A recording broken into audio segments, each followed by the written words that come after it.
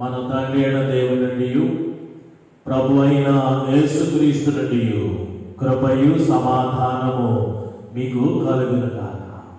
చిన్న ప్రార్థన చేస్తాను, ఏకీభవించండి. ప్రార్థన. అత్యంత ప్రేమ, కృప, కనికరము కలిగినటువంటి మా ప్రియ పరలోకపు దేవా, నీవు మహాగణుడువు, అన్ని నామముల కంటే పై నామము కలిగి పరిశుద్ధ నామము కలిగినటువంటి వాడవు నీవు. అయ్యా, నీ బిడ్డలము, నీ జనమైనటువంటి మేము నీ యందును నీ నామమునందును అతిశయపడుతూ నీ కృప కొలది అనుగ్రహించిన సమస్తమును బట్టి స్మరణ చేసుకుంటూ కృతజ్ఞతాస్తుతులు తెలియపరుస్తున్నాము దేవా. 2020వ సంవత్సరము 36వ దినపు మండలికాల ఆరాధన, పరిశుద్ధ వారములోని 2వ దినపు ఆరాధనలో ఇంతవరకు నేను స్తుతించి ఆరాధించి ఘనపరిచి మహిమపరిచి ఉన్నాను. కొద్ది నిమిషములు నీ యొక్క వాక్యమును ధ్యానము చేయడానికి ముందుకు సాగుచుండగా ధ్యానమంతటి పైన మీరు అధ్యక్షత వహించండి. నీ సేవకుడినైన నన్ను జ్ఞాపకం చేసుకొని నా యందు మీరే ఉండి ప్రభువా, నీ బిడ్డలతో మీరు మాట్లాడండి. ఎవరికి ఏ విధమైనటువంటి అక్కరలో ఉన్నారో చాలిన మాటలు వారికి వేపింపచేసి ఆదరణను, ధైర్యమును, నిబ్బరత్వాన్ని కలుగు చేస్తూ విశ్వాసములో బలపరిచి ఆత్మీయంగా స్థిరపరిచి నిత్యరాజ్యమున కొరకైనటువంటి సిద్ధపాటు మాటలు వారికి నేర్పింపచేయండి. ఈ సమయంలో నాకు కావలసిన నీ శక్తి, బలము, ఆత్మావేశము, వాక్చాతుర్యము, సమయస్ఫూర్తి, ఇదిగో నీ యొక్క పరిశుద్ధ ఆత్మ నడిపింపు కూడా నా యందు ఉంచి నన్ను వాడుకొనండి. బలముగా వాడుకొని మీరే మహిమ పొందుకొనండి. నీ బిడ్డలకు వినగలిగే చెవులు గ్రహింపు చేసుకునే మనసు కూడా దయచేసి అటు నీ బిడ్డలకు తగు ప్రతిఫల దీవెనలు కూడా దయచేయమని యేసుక్రీస్తు ఘనమైన నామములో ఈ ప్రార్థనను అడిగి వేడుకుంటున్నాము తండ్రి. ఆమేన్.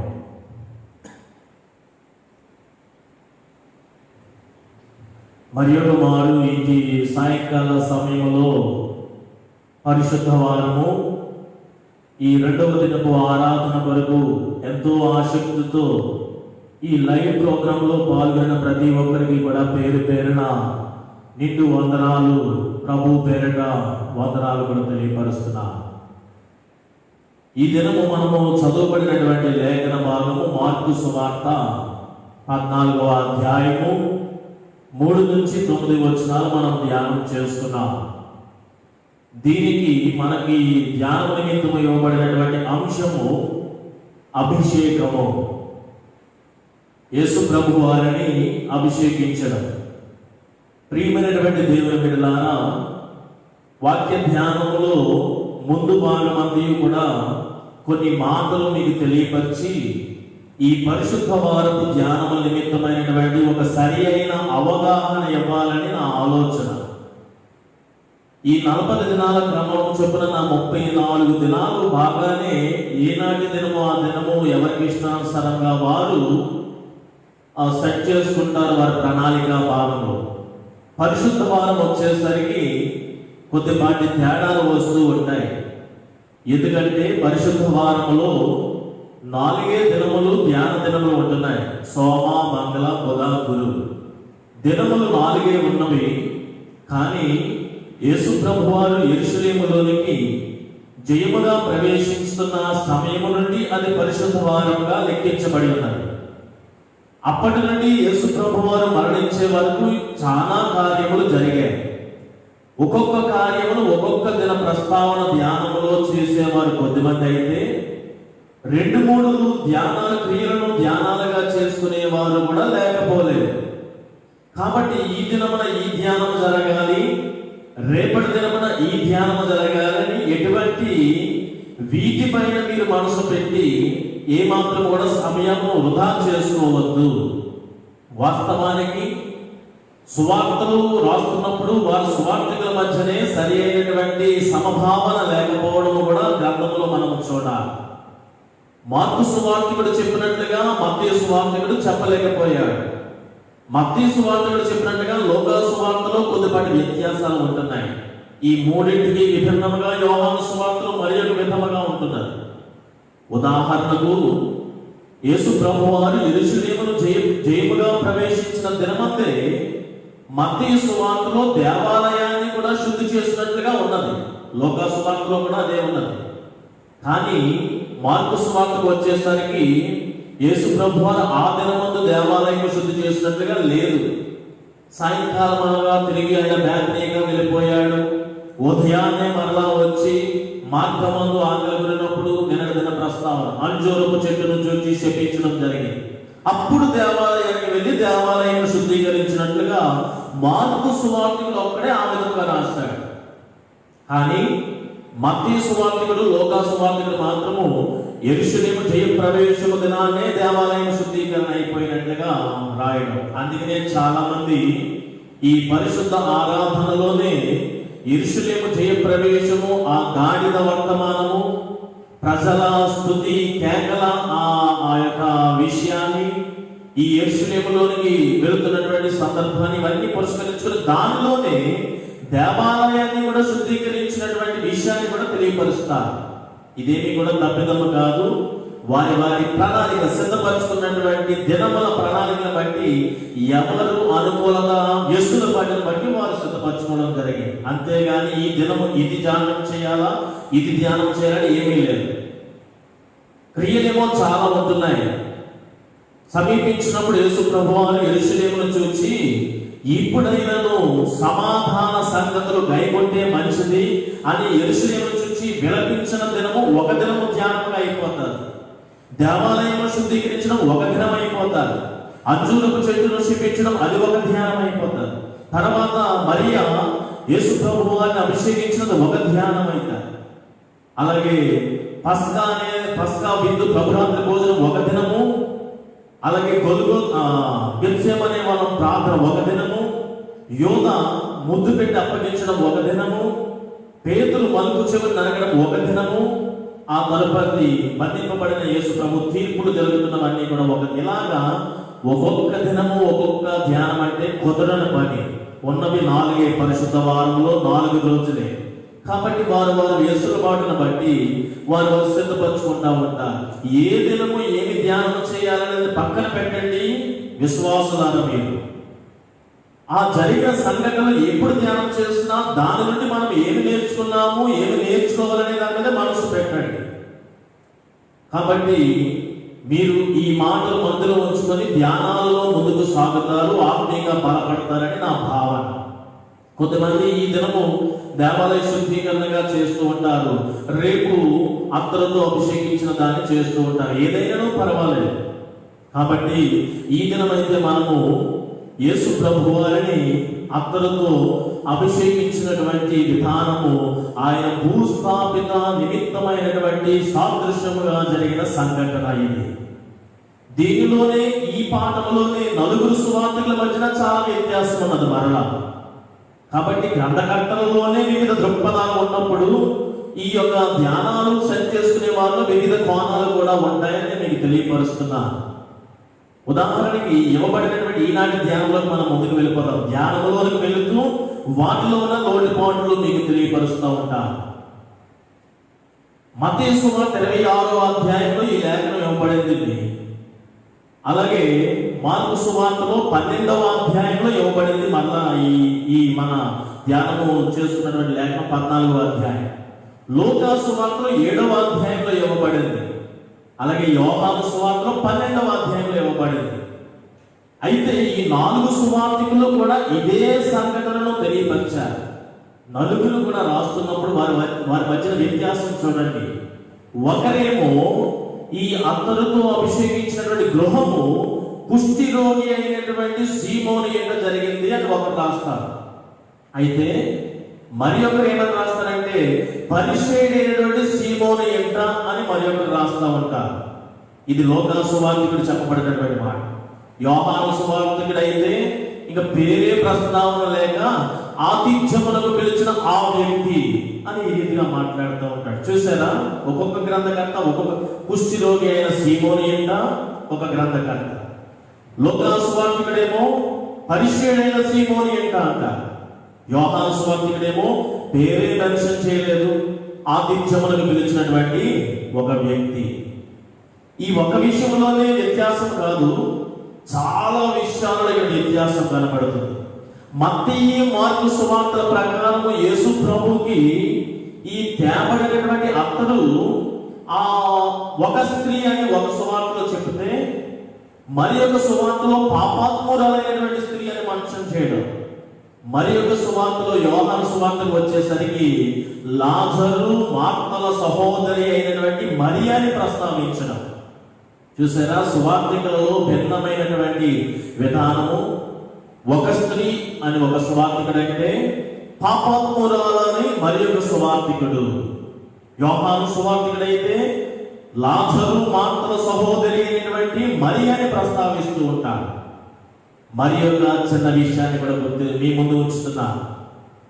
యేసు ప్రభువు అని అభిషేకిస్తున్నప్పుడు మత్తయి, మార్కులు ఏమని వర్ణించారంటే, ఈ తేబడిన అత్తరంతా కూడా యేసు ప్రభు తల మీద పోసినట్లుగా తెలియపరిచారు. కానీ లోకా, యోహాను భక్తులు ఇరువురు కూడా యేసు పాదముల మీద ఈ అత్తరను పోసి కన్నీటితో తన తల వెంట్రుకలతో తొడవడం అనేది వారిలో కూడా సువార్తల మధ్య వ్యత్యాసం. కుష్ఠరోగి అయిన సీమోను, పరిశ్రయుడైన సీమోను ఒక ఆతిథ్యం ఇచ్చే ఒక వ్యక్తి. అలాగే కొంతమంది సువార్తికులు తల మీద పోసారంటే, ఇరువురు సువార్తికులు కాళ్ళ మీద పోసిందని ఇరువురు సువార్తికులు. ఈ రీతిగా కొద్దిపాటి చిన్న చిన్న వ్యత్యాసాలు ఉన్నా దాని నుండి మనం నేర్చుకోవాల్సింది ఏమిటి అంటే, ఇతగాడు ఇలా ఎందుకు అన్నాడు, అతగాడు ఎందుకు ఇలాగన్నాడు, ఆ యొక్క ఆలోచన మనకి వద్దు. బైబిల్ని క్వశ్చన్ చేసే అంతటి జ్ఞాని నీవి కాదు. ఈ దినం వాక్యం ద్వారా నీవు ఏం నేర్చుకోవాలనుకుంటున్నావో అది నేర్చుకో అంతే. దేవుని ఆత్మ ప్రేరణ మేరకు, దైవ ప్రేరణ మేరకు వాయా సువార్తికుల గ్రంథకర్తలు ఆ రీతిగా రచించారు. వారు చూచిన వాటిని, విన్న వాటిని అనుభవంతో రాశారు. అయితే కొద్దిపాటి వ్యత్యాసాలను చూడడమే, మదిలో పెట్టుకోవడమే కానీ వాటి గురించి ఎక్కువగా మాట్లాడి సమయాన్ని వ్యర్థం చేసుకోవద్దు సంగమా. ఇది నాన్న ఇటువంటి ఆలోచనతో మనం ముందుకు వెళ్తున్నప్పుడు, ఒక స్త్రీ, ఒక పాపాత్మురాలైనటువంటి స్త్రీ, మార్తా, లాజరు సహోదరి అయినటువంటి మరియా, యేసు ప్రభువు వారు కుష్ఠరోగి అయిన సీమోను యొక్క ఉన్నాడని, ఇదంతా బేతనియా ప్రాంతంలో జరగబడినటువంటి సంఘటన. అక్కడ విందులకు పిలువబడ్డాడు, భోజనం దగ్గర కూర్చున్నాడని చెప్పి విని ఆమె 300 దేనారములు విలువ కలిగినటువంటి అచ్చ జటామాంసైన అత్తరు బుద్ధిని విలువ గల అత్తరును పట్టుకొని వెళ్ళి, యేసు అక్కడ ఉంటున్నప్పుడు కొన్ని సువార్తల ప్రకారం యేసు వెనుక నుండి వెళ్ళి యూదులు కూర్చొని ఆ భోజనం చేసేటప్పుడు మళ్ళా మనకు డైనింగ్ టేబుల్ పైకి ఉండదు, కిందకి ఉంటుంది. మనకి చెయ్యి ఉండదు, వారి చెయ్యి మీద కూర్చోవాలి. కింద కూర్చొని ఒక చెయ్యి బల్ల మీద పెట్టి 2 కాళ్ళు కూడా వెనుకకు పెడతారు. అయితే లూకా, యోహాను చెప్పినట్లుగా యేసు ప్రభువారు ఆ విధముగా 2 కాళ్ళు మడిచి వెనకకు పెట్టినప్పుడు ఆ స్త్రీ వెనుక తట్టు నుండి వచ్చి కన్నీటితో యేసు పాదములను కడిగి, తల వెంట్రుకలతో యేసు పాదములను తుడిచి, విలువైనటువంటి 300 దేనారములు, అప్పటిలో సువార్తికుడు వివరించినటువంటి 300 దేనారములు ఎలాగంటే, మార్కు సువార్తలో ఒక విధముగా చెప్పబడింది, యోహాను సువార్త, లూకా సువార్తలో మరి ఒక విధముగా చెప్పబడింది. ₹1 ఒక్కొక్క దేనారము ₹1 సమానము. ఒకరేమో ₹160 విలువ అన్నారు, ఒకరేమో ₹150 విలువగా దానిని తెలియపరిచారు. ఏదేమైనా సరే ఈ విలువ ₹150 విలువ మొదటి శతాబ్దములో ఒక సాధారణమైనటువంటి కుటుంబానికి సంవత్సర కాలము సరిపడే విలువ, జీవనానికి సరిపడే విలువ. ఒక సంవత్సరం అంతయు ఒక సాధారణ కుటుంబము పోషించడానికి కావాలైనటువంటి విలువ ₹150. ఆ ₹150 విలువ కలిగినటువంటి మిక్కుల విలువ కలిగిన అచ్చ జటా మాంసైన అత్తర బుద్ధిని పట్టుకొని వచ్చి వెనుక తట్టు నుండి యేసు పాదములను కన్నీటితో కడగడము, తల వెంట్రుకలతో తుడవడము, అదే రీతిగా ఈ అత్తరును తీసి అద్దడము. మనకి ఇవ్వబడినటువంటి మార్కు సువార్తలో అయితే తల మీద పోయబడినటువంటి అత్తరుగా మనకి కనబడుతుంది. ప్రియమైనటువంటి దేవుని బిడ్డలారా, ఆమెను గురించి అక్కడ ఉంటున్న జనముల మధ్యన ఏకాభిప్రాయము లేదు. అత్తరుతో అభిషేకిస్తున్నటువంటి హృదయము ఒక విధమైనటువంటి ఆలోచనలో ఉంటే, అభిషేకించబడుతున్నటువంటి యేసు ఆలోచన మరి ఒక విధముగా ఉంటున్నవి. కానీ అక్కడ ఉంటున్నటువంటి అనేక మంది హృదయాలు మరి ఒక విధముగా ఉంటున్నవి. మత్తయి సువార్తలో ఏమని రాశాడంటే, అనేక మంది అది చూచి కోపపడినట్లుగా ఉన్నది. మార్కు సువార్తలో మాత్రం అనేక మంది అని ప్రస్తావన చేయలేదు, కానీ శిష్యులు మాత్రమే కోపగించుకున్నట్లుగా ఉన్నది. కానీ యోహాను సువార్తికుడు మాత్రం ఏమన్నాడంటే, ఆయన అప్పగింపబో ఇస్కరియోతు యోధ అది చూచి ఆమె మీద సనిగి కోపపడెను అని రాయబడింది. చూసారా, సువార్తల మధ్యన ఎంత వ్యత్యాసం ఉందో. మత్తయి సువార్తికుడేమో కొద్ది మంది అని మెన్షన్ చేశాడు, మార్కు సువార్తికుడేమో శిష్యులు మాత్రమే అన్నాడు, యోహాను సువార్తికుడేమో ఇస్కరియోతు యోధ ఆయన అప్పగింపబోవాడు మాత్రమే అని చెప్పి రాయడం జరిగింది. ఏదైనాను సరే యేసు ప్రభు ఒక తలంపుతో ఉన్నాడు. అభిషేకపు కార్యక్రమంలో అభిషేకిస్తున్నటువంటి స్త్రీ మరి ఒక ఆలోచనతో ఉన్నది. అక్కడ ఉంటున్నటువంటి వారందరూ నుండి, శిష్యుల నుండి, యోధాల నుండి వేరే తలంపుతో ఉన్నారు. అందరిది ఒక తలంపుగా లేదు. ప్రియమైనటువంటి దేవుని బిడ్డలారా, యేసు ప్రభు అభిషేకం ఈ విధానంలో చూస్తే, ఇది యేసు ప్రభు అభిషేకిస్తున్నప్పుడు ఈ అభిషేకాన్ని తలుచుకుంటే ఇది మొదటి అభిషేకము కాదండి. యేసు ప్రభుని ఏనాడో పరలోకపు తండ్రి అయినటువంటి మన తండ్రి, యేసు ప్రభు తండ్రి అయినటువంటి వాడు ఎప్పుడో అభిషేకించేశాడు. భక్తుల ద్వారా తెలియపరిచారు కదా, మనకి బైబిలే ఆధారం. కీర్తన గ్రంథం 2వ కీర్తన అందరికీ కూడా వచ్చనుకుంటున్నాను. భూరాజులు అలాగే వీరందరూ కూడా ఏలికలు ఏకీభవించి దేవునికి ఆయన అభిషేక్తులను విరోధముగా నడుస్తున్నారు. దేవునికి ఆయన అభిషేక్తునికి విరోధముగా నడుస్తున్నారు. ఆయన అభిషేక్తుడు ఎవరు? అభిషేకించబడినటువంటి వాడు తండ్రి చేత యేసు ప్రభువారే. ఈయన ఇప్పుడు మాత్రమే అభిషేకించబడలేదండి, పేరులోనే అభిషేకం కలిగినటువంటి వాడు. యేసు అనగా రక్షకుడు, క్రీస్తు అనగా అభిషేక్తుడు. ఆయన ఇదేమి కొత్త కాదు. ఈ అభిషేకం అనేది అప్పుడు ఆధరణ కలిగి ఉండడం కాదు, జీవితంలో ఒక బాధ్యతగా కలిగి ఆయనే పేరుగా ఆ అభిషేకాన్ని పేరుగా ధరించుకొని జీవిస్తున్నటువంటి వాడు. ఏనాడు పరలోకపు తండ్రి చేత అభిషేకింపబడిన వాడు. అది ప్రవక్త యెషయా తెలియపరిచిన 61వ అధ్యాయంలో, యెషయా ప్రవచనాలలో 61వ అధ్యాయంలో, ప్రభువుకు యెహోవా ఆత్మ నా మీద ఉన్నది, పేదలకు సువార్త ప్రకటించటకు ఆయన నన్ను అభిషేకించెను. చూసారా, ఇదే వచనాన్ని సమాజ మందిరానికి వెళ్ళినప్పుడు యేసు ప్రభువారు ఆయన చేతికి గ్రంథము ఇవ్వబడగా, యెషయా గ్రంథము తెరిచి చదివి, ప్రభువుకు యెహోవా ఆత్మ నా మీద ఉన్నది, పేదలకు సువార్త ప్రకటించడానికి ఆయన నన్ను అభిషేకించెను. మరి అభిషేకం గురించి నేను మాట్లాడతాను, కానీ అంతకు ముందు కూడా యేసు తండ్రి చేత అభిషేకించబడ్డాడు అని చెబుతున్నాను ఈ సందర్భంలో. యెషయా గ్రంథం 61వ అధ్యాయం చదవండి, 2-3 వచనాలు మనకు కనబడుతుంది. మీరు ఇంటి దగ్గర చదువుకోండి. లోకా సువార్త 4వ అధ్యాయం 17వ వచనంలో కనబడుతుంది ఇదే మాట.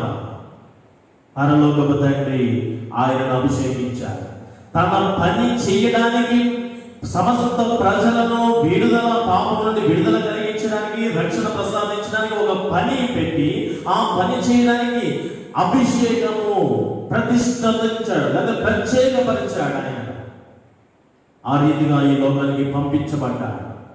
ఈ లోకానికి వచ్చిన తర్వాత తండ్రి పని ప్రారంభించడానికి పరిశుద్ధాత్మ దేవుడు ఆయన అభిషేకించాడు. బాప్తిస్మ వర ప్రసాదం ద్వారా పరలోకము తెరవబడింది. ఒక గొప్ప స్వరము, పావురము, ఆ పరిశుద్ధాత్మ పావురము వల్లే ఆయన మీదకి వచ్చి వారం, అదొక పరిశుద్ధాత్మ అభిషేకం. పరలోకపు తండ్రి అభిషేకించాడు, పరిశుద్ధాత్మ దేవుడు అభిషేకించాడు. అయితే ఇక్కడ ఉంటున్నటువంటి వాడు మనుష్య కుమారుడిగా ఉంటున్నాడు. ఇప్పుడు సమస్త ప్రజలందరూ కూడా వారి పక్షమున ప్రతినిధిగా మరియా అభిషేకిస్తున్నట్లుగా మనము గుర్తించాలి. సమస్త ప్రజలందరి పక్షమున మరియా యేసును అభిషేకిస్తుంది. ఆ అభిషేకములో గల మనం గమనించవలసిన విషయాలు సమయాన్ని బట్టి 1, 2, 3, 4 చెప్పుకుంటూ ముందుకు వెళ్తాం. సమయాన్ని బట్టి పరలోకపు తండ్రి అభిషేకం గురించి నేను మాట్లాడటం లేదు. పరిశుద్ధాత్మ దేవుడు అభిషేకం గురించి నేను మాట్లాడటం లేదు. పుష్టి రోగి అయినటువంటి సీమోని యొక్క బేతనియా ప్రాంతంలో మరి మార్త పరిచారం చేస్తుంది. ఆ భోజనంలో కూర్చున్నవాడు లాజరు కూడా ఉంటున్నాడు. అదే విధంగా యేసు ప్రభు వారు ఉంటున్నారు. ఇదిగో ఒక స్త్రీ, లేకపోతే పాపాత్మురాలు పడుతున్న స్త్రీ, లేకపోతే మార్త లాజరు యొక్క సహోదరి అయినటువంటి మరియా మిక్కిలి విలువ కలిగినటువంటి అత్తరు గుడ్డు తీసుకుని వచ్చి తల మీద లేకపోతే పాదముల మీద ఈ అత్తరుతో అభిషేకము చేస్తుండగా యేసు యొక్క తలంపు ఎలా ఉన్నదంటే, ఆ శిష్యులు గద్దిస్తున్నప్పుడు, వారు గద్దిస్తున్నప్పుడు, యోధా గద్దిస్తున్నప్పుడు యేసు తన అంతరంగంలో ఉంటున్నటువంటి మాటను బయటికి తీశాడు.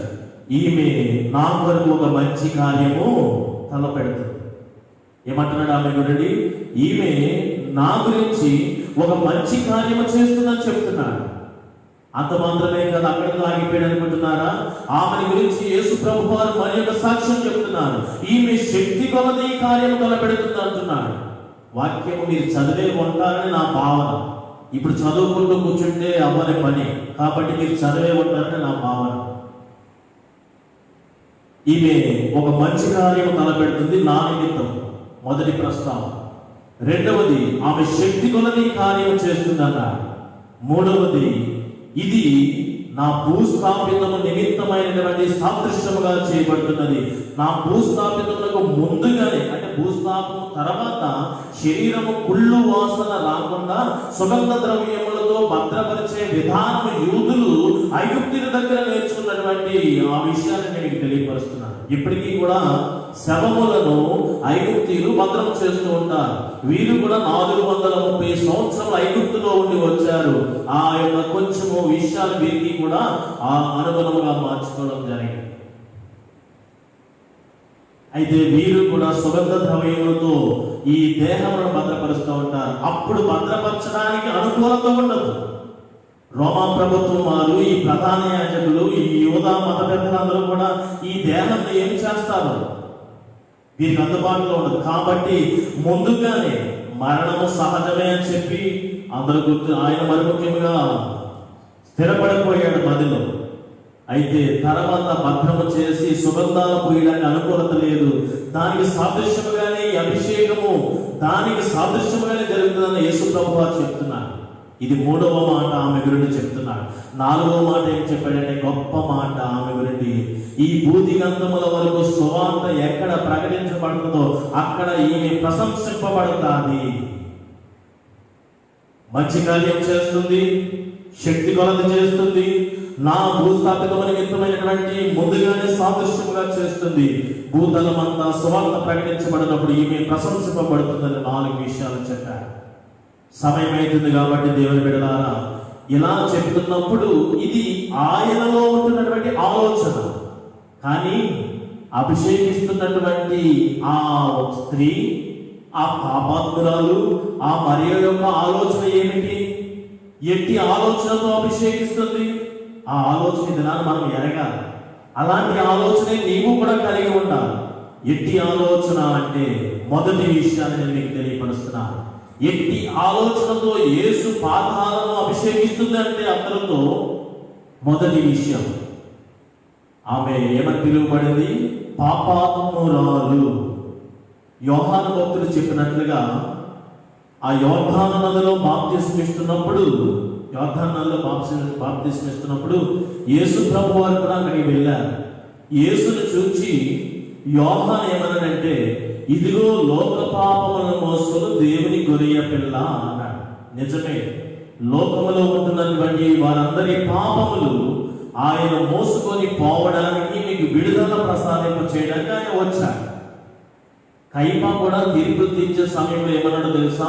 ఆ సంవత్సరపు ప్రధాన యాజకుడైనటువంటి కైపా యేసుక్రీస్తు గురించినటువంటి ప్రస్తావన వచ్చినప్పుడు మీకు ఏ విషయమో తెలియదురా బాబు, మీరు ఊరకుండండి. మన ప్రజలందరూ కూడా చావకుండా నిమిత్తము ఒకడు మరణించిన ఉపయోగమే కదా, మనకు ఉపయోగమే కదా. అంటే ఒకడు చనిపో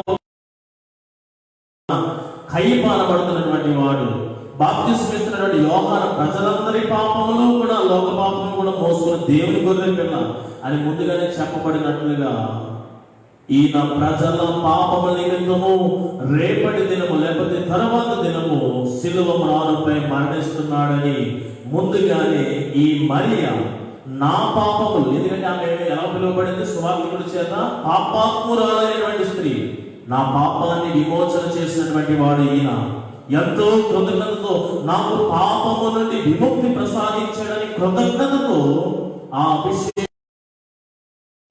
పాప విమోచన కొరకైనటువంటి కృతజ్ఞతతో కూడినటువంటి విముక్తి. ఇది ఆమె వ్యక్తిగతమైనదే కాదు, సకల ప్రజలందరూ కూడా ఆయన మరణము ద్వారా పాపము నుండి విమోచన పొందుతున్నారు. కాబట్టి ప్రతి ఒక్కరు మరియకు కలిగిన, పాపాత్మురాలు కలిగిన, ఆ ఒక స్త్రీకి కలిగిన మనస్సుతో నీవు కూడా ఆయన అభిషేకించే విధముగా ఉండాలి. తన పాపాత్మురాలైనటువంటి స్త్రీ తన పాపమును ప్రాయశ్చిత్తము చేసినటువంటి, తనను విడుదల కలిగి చేసినటువంటి వారిని కృతజ్ఞతతో అభిషేకించడం మొదటి విషయం. పాప విమోచన నిమిత్తమైనటువంటి అభిషేకింపండి. రెండవ విషయాన్ని కూడా క్లుప్తంగా చెప్తున్నాను. ఇప్పుడే స్త్రీ జీవన విధానం నేటి సమాజంలో ఎలా ఉన్నదో మీకు తెలుసు కదా. ఇప్పుడంటే కరోనా వైరస్ వచ్చి అందరి మనసులో దీని మీద పెట్టారు, కానీ కొద్దిపాటి ఒక నెల 2 నెలలు వెనక్కి వెళితే స్త్రీల యొక్క విషయము చాలా అదే ఒక పెద్ద న్యూస్ గా ఉండేది. ప్రతి ఒక్క విషయంలో స్త్రీలను మరి ఇబ్బందులు పెట్టడము ఇవే న్యూస్ లో వస్తూ ఉన్నాయి. ఇప్పటికీ ఈ 21వ శతాబ్దంలో కూడా ఇలాంటిది దుర్గతి ఉన్నదంటే, మొదటి శతాబ్దంలో పరిస్థితి స్త్రీలు ఎలా ఉండేవారంటే స్త్రీ అణచివేయబడుతూ ఉండేది. ఉదాహరణకి వ్యభిచారమందు పట్టబడినటువంటి స్త్రీ, ఆ సంఘటన మీకు తెలుసు కదా. వ్యభిచారమందు పట్టబడ్డారంటే ఇద్దరూ పట్టుబడాలి కదా. పురుషుడు ఏడి, పురుషులకు అలాంటి అలాంటి స్వేచ్ఛ ఉండేది. పట్టుబడ్డాలని చెప్పి ఇద్దరిని పట్టుకొని రావాలి, కానీ స్త్రీని ఒకదాన్నే పట్టుకొని రావడం ఎంతవరకు సబబది, న్యాయము? స్త్రీలను అలా దారుణంగా దౌర్జన్యముగా హింసించేవారు, శిక్షించేవారు. స్త్రీలకు స్వేచ్ఛ లేదు. ఇప్పుడున్న స్త్రీలకే ఆ మాత్రం ఏమైనా హక్కులతో కొంచెం స్వేచ్ఛ వచ్చింది, కానీ మొదటి శతాబ్దములో పరిస్థితి చాలా. అలాంటి స్త్రీ జాతి అంతటినీ కూడా యేసు ప్రభు వచ్చిన తర్వాత, యేసు ప్రభు ద్వారా ఏమైందంటే స్త్రీ జాతికి విడుదల వచ్చింది. ఒకటి సకల ప్రజల పాప పరిహారం నిమిత్తమైనటువంటి కృతజ్ఞత తెలియపరిస్తే, రెండవది స్త్రీ జాతి అంతటికీ కూడా విడుదల కలుగు చేస్తున్న యేసుని అభిషేకిస్తుంది ఎంతో కృతజ్ఞతతో. వారైతే స్త్రీ జాతి నుండి విడుదల కలిగినందుకు ఆ యొక్క స్త్రీలందరి పక్షంగా రిప్రజెంటివ్ గా, ప్రతినిధిగా అభిషేకిస్తుంది. అలాగే నీవు కూడా ఏ విషయంలో అణచివేయబడుతున్నావో తెలియదు, కానీ అది ఆరోగ్యమా, ఆర్థికమా, కుటుంబ విషయాల, ఏ విషయాలు అణగారిపోతున్నావో తెలియదు, కానీ ఆ విషయాల నుండి ఈ యేసుక్రీస్తు నిన్ను విడుదల కలుగు చేస్తాడు. ఈ విషయంలో కూడా ఆత్మను విమోచించినందుకు కృతజ్ఞత. రెండవది భౌతిక పరమైనటువంటి విషయాల్లో ఏ విషయంలోనైనా సరే అణగారుతూ ఉంటే, అణచివేయబడుతూ ఉంటే ఆ విషయాల్లో కూడా దేవుడు నీకు విడుదల కలుగు చేస్తాడు. ఆ విషయాన్ని కూడా గుర్తు చేసుకుంటుంది ఈ పాపాత్మురాలైనటువంటి స్త్రీ. ఆత్మను విమోచన దయచేసావు, అభిషేకిస్తున్నాను కృతజ్ఞతతో. రెండవది భౌతిక పరంగా స్త్రీలైనటువంటి వారికి స్వేచ్ఛ లేదు, నీ ద్వారా మనకు స్వేచ్ఛ వచ్చింది. యేసు ప్రభు ఏమన్నాడో తెలుసా? అమ్మా, ఎవరును కూడా నేను శిక్షించలేదా అంటే, ఎవరు కూడా శిక్షించలేదయ్యా, అయితే నేను కూడా మిమ్మల్ని శిక్షించను, నేను ఇకను ఎన్నటికీ పాపము చేయమను. ఈ లోకము శిక్షించే విధంగా స్త్రీ పట్ల వ్యవహరిస్తే యేసు విడుదల కలిగి చేసి చక్కని స్వేచ్ఛనిచ్చిన వాడిగా ఉన్నాడు. ఆ స్వేచ్ఛను తలపోసుకుంటూ, ప్రభువా నా ఆత్మను విమోచించావు, వందనాలు, కృతజ్ఞతతో అభిషేకం. రెండవది భౌతిక పరంగా స్త్రీలను అణచివేస్తూ ఉంటే ఈ అణచివేతని స్త్రీ జాతిని విమోచించావు, అందరిని బట్టి కృతజ్ఞతతో వందనాలు. మూడవది కూడా తెలియపరుస్తున్నా, అక్కడ గమనించవలసిన విషయం. ఈ అభిషేకంలో ఆంతర్యం ఏంటంటే, ఆ అభిషేకంలో చూడండి కన్నీరు పెట్టింది, ఆ కన్నీటితో యేసు పాదాలను కడిగింది, తర్వాత తన తల వెంట్రుకలతో యేసు పాదములను తుడిచింది, తెచ్చినటువంటి మిక్కిలి విలువైనటువంటి అచ్చ జటా మాంసపు ఆ అత్తరు బొడ్డిని పగలగొట్టింది. శవ సంస్కారం చేస్తున్నప్పుడు ఆ దేహానికి వాడిన అత్తరు మరి ఒకరికి వాడరు కదా, ఆ దేహానికి సేమ్ అదే విధముగా యేసు దేహమునకు వాడబడిన దేహం మరి ఒకరు వాడకూడదని తెచ్చినటువంటి బుడ్డంతటిని కూడా పగలగొట్టడం మనం చూడాలా. ఒక స్త్రీ కంట తడి పెట్టిందంటే దానిలో ఎన్నో అర్థాలు ఉంటాయి. దొంగ ఏడుపులు ఏడ్చేవారు కూడా లేకపోలేదు, వారి గురించి నేనేమి చెప్పట్లేదు. ఒక స్త్రీ హృదయంలో ఎంతో వేదన ఉంటే ఆ వేదన కన్నీటి ద్వారా తెలియపరుస్తూ ఉంటారు. ఈ విధముగా యేసు పాదాల దగ్గర కూర్చొని కన్నీరు కాడుస్తూ ఆ కంట నీరు చేత యేసు పాదములు తడుపుతూ స్త్రీ కొన్ని విషయాల్లో చాలా శ్రద్ధ తీసుకుంటా ఉంటారు. అన్నం విషయంలో, మరి ముఖ్యంగా వారి తల వెంట్రుకల విషయంలో చాలా శ్రద్ధ. తల వెంట్రుకలు వారి గౌరవమునకు సూచనగా ఉంటున్నాయి. అలాంటి స్త్రీకి శిరస్సు మీద ఉన్నటువంటి వెంట్రుకలతో, గౌరవాన్ని ఇచ్చే వెంట్రుకలతో, ఎంతో శ్రద్ధగా పెంచుకొని చూసుకున్నటువంటి కాపాడుకున్న వెంట్రుకలతో యేసు పాదములను కడగడం అంటే, ఒక్కసారి చూడండి, తన గౌరవం అంతా కూడా తీసి యేసు పాదాల దగ్గర పెట్టింది. కంట తడి పెట్టింది, కన్నీరు కాల్చింది, కన్నీటితో పాదాలను కడిగింది, గౌరవార్థమైన తన వెంట్రుకలతో యేసు పాదాలను తుడిచింది, విలువైనటువంటి అత్తరుతో అభిషేకించింది. దీని అర్థం మీకు తెలుసా? పౌలు భక్తుడు అంటున్నాడు, ఆ ఎఫెసీ పత్రిక 6వ అధ్యాయంలో 13వ వచనంలో ప్రారంభిస్తే, ప్రభువునకు వలె మీ సొంత పురుషునకు లోబడి ఉండి స్త్రీలారా సంఘమునకు క్రీస్తు శిరస్సై ఉన్నలాగున పురుషుడు తన స్త్రీకి ఏమై ఉన్నాడు? శిరస్సై ఉన్నాడు. ఇప్పుడు నా శిరస్సు మీద ఉన్న తల వెంట్రుకలతో నిన్ను తుడుస్తున్నాను అంటే, నీవు తన యేసుని ఎలాగ తన జీవితంలో ఆహ్వానిస్తుందంటే, నీవు నా యొక్క జీవితంలో నీవే యజమానుడివి, నీవు నా జీవితం అంతటికి అధికారివి, నీవు తప్ప నాకు వేరే ఆధారం లేదు, నా జీవితంలో గౌరవం, నా గౌరవం అంతా కూడా నీ గౌరవంగా మార్చున్నాను, నా మీద ఆధిపత్యం, అధికారత్వము, యజమానుడిగా ఉందని చెప్పి ప్రేమతో ఆహ్వానిస్తున్నటువంటి విధానం. ఆత్మీయ విమోచన చేస్తున్నందుకు కృతజ్ఞత తెలియపరుస్తూ అభిషేకించింది. స్త్రీ జాతి విడుదల కలుగు చేస్తున్నందుకు భౌతికముగా అభిషేకిస్తూ కృతజ్ఞత తెలియపరిచింది. తనపై ఆధిపత్యం తెలియపరచడానికి యజమానుడిగా, అధికారిగా ఆహ్వానిస్తుంది ప్రేమతో. ఆ అభిషేకంలో ఇదొక విషయాన్ని కూడా నేను మీకు తెలియపరుస్తున్నాను. ప్రియమైనటువంటి దేవుని బిడ్డలారా, సమయం అయిపోయింది కాబట్టి ఇంకొక చిన్న మాట, వివరణ లేదు కానీ చిన్న మాట చెప్పి ముగిస్తాను. ఎంతో ప్రేమపూరితమైనటువంటి అభిషేకం. ఎందుకంటే అక్కడ వేరే వారు అభిమానించేవారు ఉన్నారు, కానీ అభిమానంలో ప్రేమ కూడా మిళితమైతేనే అభిమానానికి అర్థం ఉంటుంది. చాలా మంది అభిమానిస్తారు, కానీ ఏదైనా ఇచ్చేటప్పుడు లెక్కలు పెడుతూ ఉంటారు, లెక్కలు చూసుకొని ఇస్తూ ఉంటారు. అలాంటి లెక్కలతో కూడిన అభిమానము వ్యర్థమైనటువంటిది. సాధారణమైన మనసులు అన్నమాట అవన్నీ కూడా. అభిమానం ఉంటుంది, కానీ నీలో ప్రేమ లేకుండా సాధారణమైన మనసు ఇస్తే ఎప్పటికీ లెక్కలు పెడుతూనే ఉంటావు. ఎంత చిన్నది ఇచ్చినా అది వ్యర్థముగానే ఉంటుంది. కానీ అభిమానించే నీవు, ప్రేమ కలిగి నువ్వు స్పందిస్తున్నప్పుడు ఎంత ఇచ్చినా ఇంతేనా, ఎంతగా మించి ఇంకా ఇవ్వాలి అనే ఆలోచనే వస్తారు. ఈ ఒక స్త్రీ, లేకపోతే పాపాత్మురాలుగా చెప్పబడిన స్త్రీ, లేకపోతే లాజరు మార్తల సహోదరి అయినటువంటి మరియా, ఆమె యేసుని ప్రేమించింది. సాధారణమైన మనసుతో అభిమానంతో రాలేదు, ప్రేమతో మిళితము చేసినటువంటి అభిమానంతో ముందుకు వచ్చింది. ఎందుకంటే 1 సంవత్సరం అంతా వారి కుటుంబము పోషించబడడానికి కలిగిన విలువైనటువంటి అత్తరును తీసుకుని వచ్చింది. అంతటి ప్రేమ. ఇంకా ఇంతేనా, నా శక్తికి మించి ఇంకా ఏదో చేయాలని వచ్చింది. అప్పుడు యేసుప్రభు గుర్తిరిగాడు, ఈమె శక్తి కొలది ఈ కార్యము చేస్తున్నారు. ప్రియమైనటువంటి దేవుని బిడ్డలారా, అలనాడు యేసు ప్రభువుని అపాత్మురాలు అభిషేకించడం అంత ద్వారా చూస్తాం.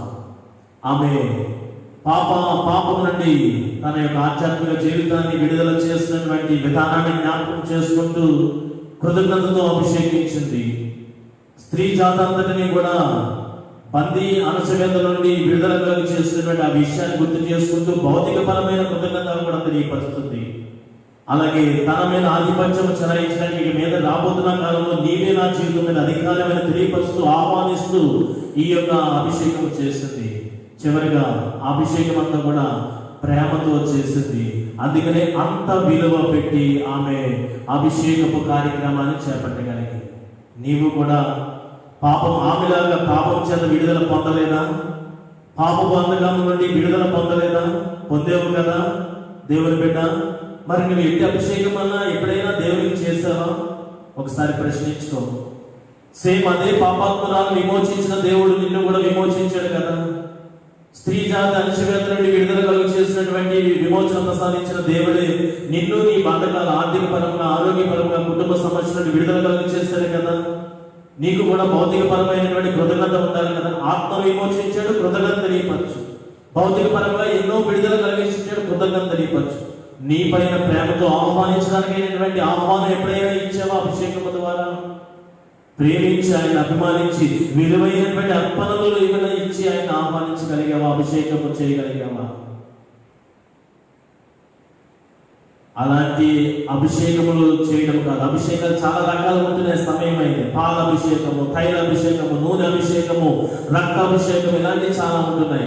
ఆమె అయితే అత్తల పొడితో అభిషేకించింది. నేనైతే అత్తల పొడిలో అవన్నీ కూడా అభిషేకించమని నేను చెప్పట్లేదు, కానీ నీ హృదయాన్ని కుమ్మరించు ఆయన మీద, ఆయన ఎదుట హృదయ అభిషేకము చేయి. నీ హృదయాన్ని ఆయన కోరుతున్నాడు. పాపం నుండి విడుదల పొందిన నీవు, భౌతిక పరంగా ఎన్నో విషయాలు విడుదల పొందిన నీవు, ఇలాంటి విషయాన్ని మనలో పెట్టుకొని విలువైనటువంటి అభిషేకము నీ హృదయాన్ని ఆయన ఎదుట ఒలకరించి, ఆయన కుమ్మరించి, ఆయన సమర్పించి ఇట్టి అభిషేకము నీవు చేయగలిగితే అది ఆమె ప్రశంసించబడినట్లుగా మరి ఈమె ఒక మంచి కార్యం నా గురించి చేస్తుంది. శక్తికి మించి చేసింది. నా భూస్థాపిత నిమిత్తము చేసింది. భూమి మీద సువార్త ప్రకటించి అదే చోట ప్రశంసించబడుతుందని దేవుని యేసు ప్రభు యొక్క ఆ మాటలు నీ జీవితంలో, నీ కుటుంబ జీవితంలో, నీ సంఘంలో కూడా నెరవేర్పు దయచేస్తాడు. కాబట్టి అట్టి ప్రశంసలు నీవు కూడా కలిగి జీవించాలని, దేవుని కొరకు ఒక మంచి కార్యము శక్తి కొరకు చేసి ఆయన కొరకు ఈ రీతిగా మెప్పులు పొందాలని, చివరికి ఆయన రాజ్యంలో కూడా ఆయన నీ గురించి ఇట్లాంటి సాక్ష్యం, ఒక మంచి సాక్ష్యము తండ్రి తెలియపరిచే అట్టి స్థితి నీవు కలిగి ఉండాలని నేనైతే ఆకాంక్షిస్తూ ఈ మాటను నీ మనసులో పెట్టుకొని ఎక్కడైనా సరే హృదయాలను ఆయనకి అర్పించి హృదయ అభిషేకం ఆయనకి చేసి ఆయన కొరకు జీవించే వారిగా ముందుకు సాగుతాం. అలా ఎవరైతే జీవిస్తారో అటు వారికి చక్కని ప్రశంసలు ఈ లోకంలోనే కాదు, పరలోకంలో కూడా తండ్రి ఎదుట కలిగి ఉంటారు. అట్టి కృప నీకు, నీ కుటుంబానికి, నీ సంఘానికి త్రియేక దేవుడు పరిశుద్ధాత్మ దేవుడు దయచేసి నడిపించను కాక. సమస్త జ్ఞానములకు మించిన దేవుని సమాధానము యేసుక్రీస్తు వల్ల మీ హృదయములకు, మీ తలంపులకు